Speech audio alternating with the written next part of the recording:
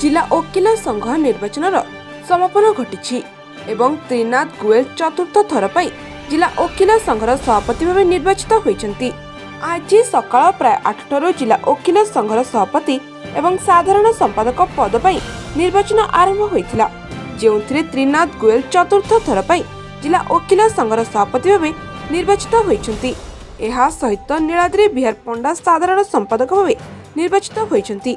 गोयल तांकर निकटतम प्रतिद्वंदी विश्वनाथ नायक को 41 भोट रे परास्त करथिले। तेबे सभापति पद पर 4 जन प्रार्थी निर्वाचन में छिड़ा होता बेले राधाकांत शाह 55 भोट, प्रमोद सेनापति 65 भोट, विश्वनाथ नायक 81 भोट एवं त्रिनाथ गोयल 122 भोट पाई चतुर्थ थर पर सभापति पद पर विजय होइछंती। ब्यूरो रिपोर्ट झारसुगुड़ा हलचल।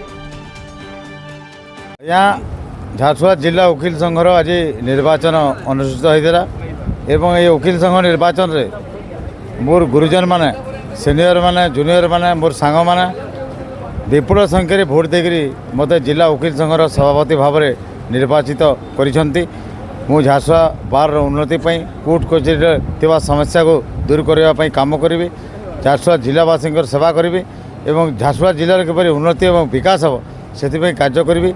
जुडिशियल कोर्ट रे जो LRLT कोर्ट बंद हो लिफ्ट चलूना एवं जुडिशियल कोर्ट रे वकिल मानकर विभिन्न समस्या रोचे एवं केस रे मध्य समस्या रोचे से जज मान हाईकोर्ट चीफ जस्टिस एवं पोर्टफोलियो जज हाईकोर्ट आम झारसुगुड़ा जिलार जी कि एडमिनिस्ट्रेटिव जज तांका पाखु जाइकरी सब समस्या समाधान करने चेष्टा करी।